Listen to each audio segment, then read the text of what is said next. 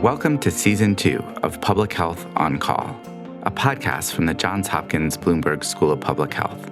I'm Joshua Sharfstein, Vice Dean for Public Health Practice and Community Engagement, and a former Secretary of Maryland's Health Department.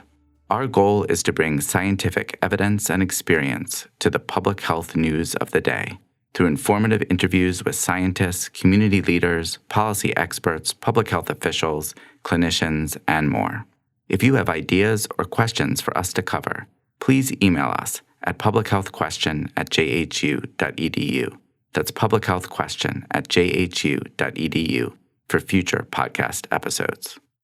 Today, Dr. Colleen Berry, the chair of the Department of Health Policy and Management at the Johns Hopkins Bloomberg School of Public Health, talks with Dean Ellen McKenzie and Somer Clag Professor Shelley Hearn, the director of the school's Center for Public Health Advocacy. They discuss the challenge of underinvestment in public health and prevention in the United States and what we can do now to modernize the U.S. public health system and chart a path to a healthier future. Let's listen. Ellen and Shelley, thank you both for joining me today on the podcast. Ellen, in the fall of 2017, our school hosted a symposium on the lessons from the 1918 influenza pandemic that asked the question, when the next pandemic hits, will we be prepared? The answer in 2017 from the assembled experts, including Dr. Anthony Fauci, was a resounding no. Fast forward to 2020, and we see that those experts were right. We are struggling now, due in part to major deficits in our public health infrastructure. From a public health perspective, what are the big things that we've gotten wrong in this country?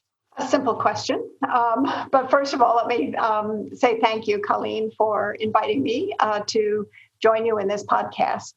And I will admit that revisiting the conclusions of that symposium just about 3 years ago had a chilling effect on me. It was just about a month after I stepped in as dean of the school. And little did I know at the time how quickly our world was going to be turned right upside down by yet another global pandemic, like the influenza pandemic of the 1918. And we were also faced with a long overdue reckoning with inequity, racism, and social injustice. So it was quite a time over the last several months. So first of all, to make no mistake about it, we have clearly made enormous strides since 1918, but we still have not learned one of what I think is the most important lesson, and that is the need to prioritize, as a country, the need to prioritize prevention and to invest in modern public health systems that protect the population's health every day so they can serve us well in times of crisis. It is shocking, I think, to all of us that the U.S. spends far more on treating disease than any other nation in the world, and yet fewer than 3% of our health dollars are spent on prevention. And it doesn't seem to be getting any better, perhaps only worse. By one estimate, more than 56,000 jobs in large health departments alone were lost over the last 10 years. Funding for state and local public health emergency preparedness and response programs has been reduced by about a third since 2003. And this lack of investment in prevention and preparedness has left us with a loose and inadequate patchwork of local, state, and federal health agencies that are understaffed and under-resourced and unable to meet our everyday day-to-day needs, let alone adequately prepare us for responding to the increasing number of health crises that we're experiencing as a country.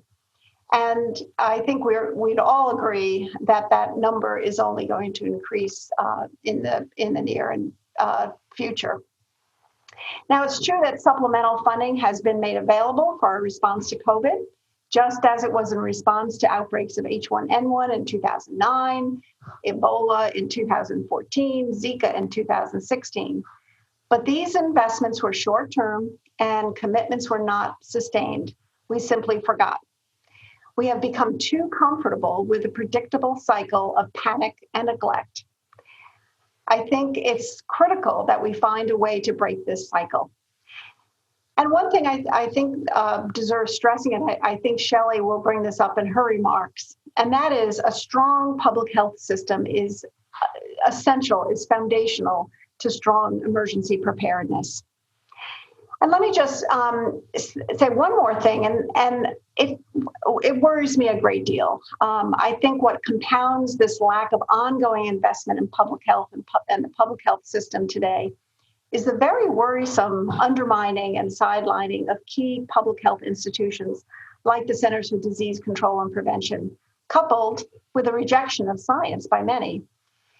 As we start making our way out of the pandemic, and we will, we must rebuild the public's confidence in public health science and the strategies we employ.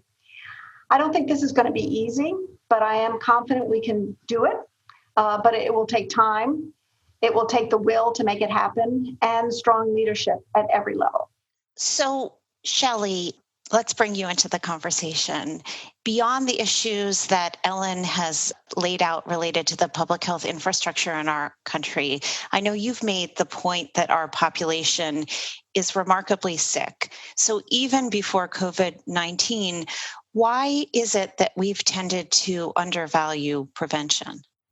Well, this is actually a great tag team. Ellen laid out a lot of the challenges. It's not just the public health infrastructure system. It's that prevention has been invisible. We haven't trusted our leaders. We haven't invested in science.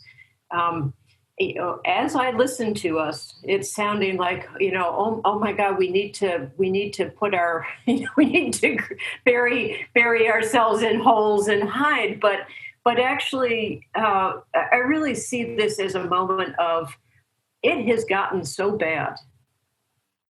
And I hope that we're hitting bottom. We may not have yet, but I do think that people are getting it. And they're getting it that not just have we been underprepared for a massive public health emergency, but they're starting to understand what actually public health is. We're blessed at being leading school here of public health in the country. But how many of our parents, how many of our friends actually even know what public health is? Well, they do now. There's been a game changer. And your point, Colleen, is yes, we already have been on a road of poor health. We were actually getting sicker and sicker as a nation. We see this whether it's in opioid misuse. We look at it, we're becoming heavier. We actually are, for the first time, having a turn in life expectancy. It's always been that we keep getting better in this country. We have this mindset that we're going to live longer, we're going to be wealthier, we're going to be healthier. And it actually is now becoming more and more stark that it's not going that direction. And it's a disturbing trend, but it's one of a point in time with both this moment of social injustice. We're understanding health inequalities. We're understanding what public health is. This is a chance that, yes, as Ellen was saying, we need to actually transform, modernize, and invest in how we prevent people from ending up in the hospital, whether it's COVID or the chronic diseases that is actually the primary reason, and most of them are preventable, that put us into hospitals or create the disabilities or the illness. And it's public health that is really the saving grace, that if we were able to energize and put it into place in a way that other nations are, we could start to catch up with the rest of the wealthy world. And right now we're at the bottom of the pile when it comes to looking at almost every health status, regardless of race, regardless of your economic status. In this country, we are one of the least healthy nations compared to our wealthy peers. And that's because they pay attention to prevention. That's because they invest in public health. And instead, we keep kind of chasing after a race for the cure, but we don't actually focus on the cause. We don't race for the cause and invest in how can we prevent our nation from getting sick in the first place. And we may be at that turning point. So let's get really concrete. Break this down for me. You talked about modernizing public health. How do we get from here to there?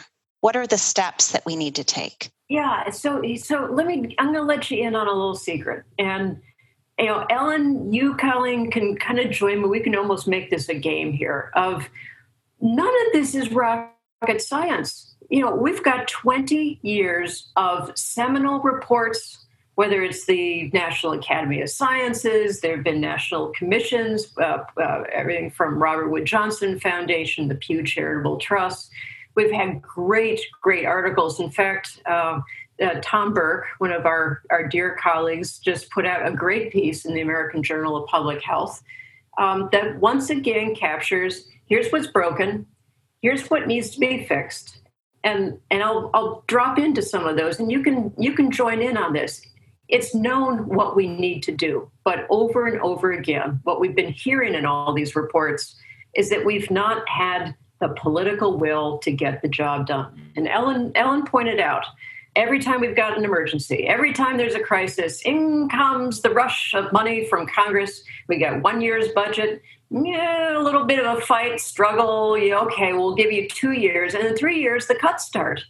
And you can't fix things when you use Band-Aids. You got to look for long-term solutions. And what am I talking about?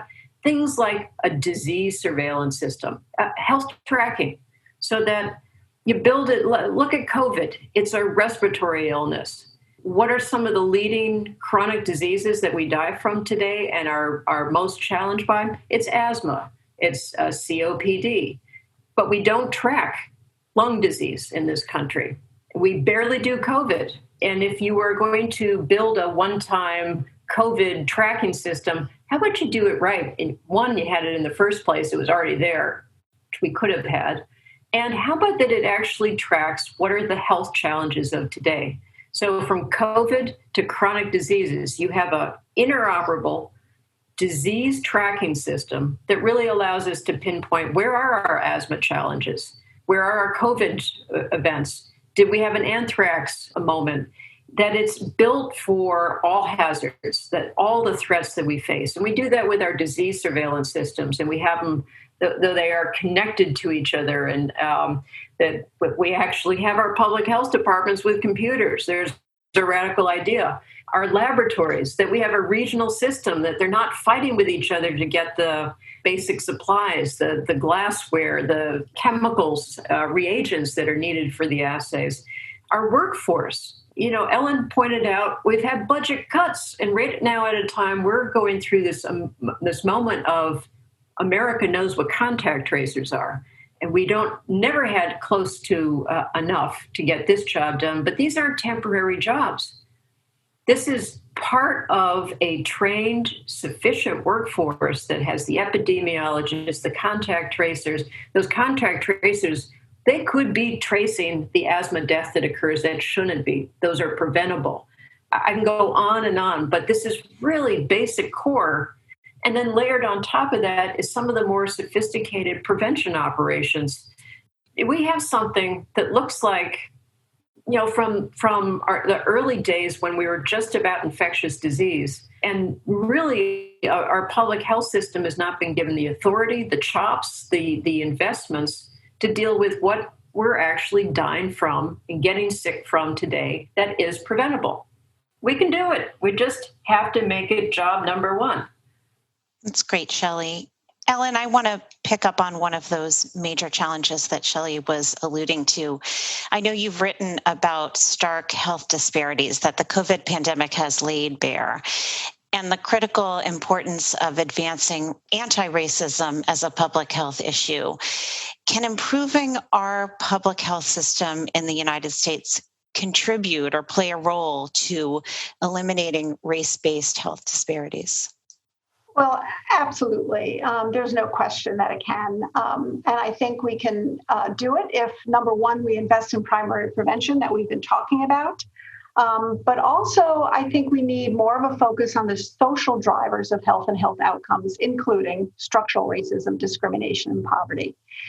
We know that, and we've heard on previous podcasts, that communities of color and the poor have been disproportionately impacted by this pandemic. First, because they're at higher risk of exposure to the virus, and this is due in large measure to the environment in which they live, work, go to school. Factors such as crowded housing, reliance on public transportation, less access to healthy foods, and the need to work in essential jobs such as frontline jobs in grocery stores. All of this interferes with our ability to follow public health guidelines we know work in slowing the spread of the virus. And then second, if exposed, there's lots and lots of data to show that people of color overall are at higher risk of poor outcomes, given poor access to early testing and treatment for the COVID, as well as Shelley mentioned, a higher prevalence of underlying health conditions, such as chronic conditions, such as diabetes, heart conditions, and obesity, that really complicate the recovery from COVID. So all of this serves to lead to poor outcomes among communities of color, and disproportionately so. And I think as a society, we're increasingly aware that the health of communities really depends on safe streets, affordable and sound housing, accessible transportation, and healthy food. And studies have shown that these so-called social determinants or social drivers account for over 80% of the variation of the population's health. Access to medical care accounts for only 20%. So how can we ignore these social determinants or social drivers? So as we move forward in rebuilding or reinventing our public health systems, public health must reach outside its traditional boundaries and very importantly, forge collaborations with other sectors outside of the traditional public health circles. And here I'm referring to such sectors as housing, education, economic development, and public safety.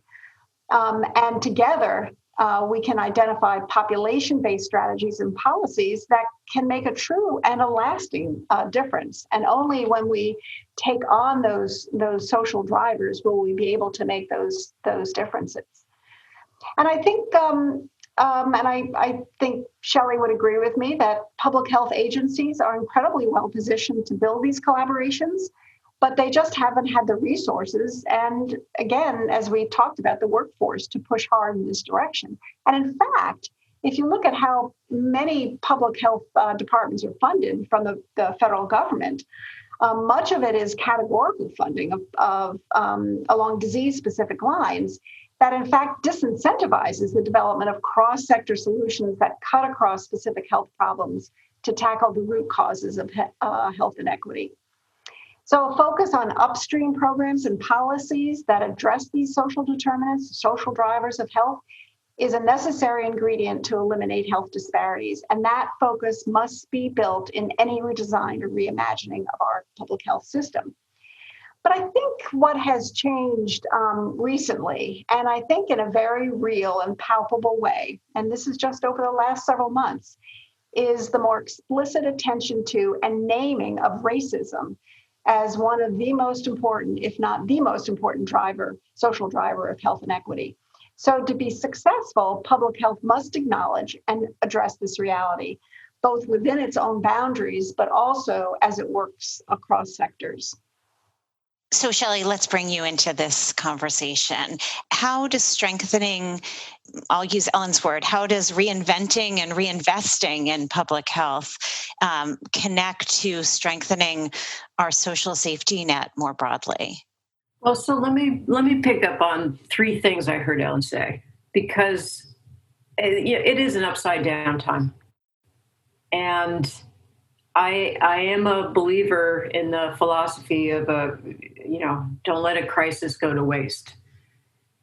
And this is a convergence of a lot of crises with our social unrest that has finally put in very raw, very real way the extraordinary systemic racism that exists.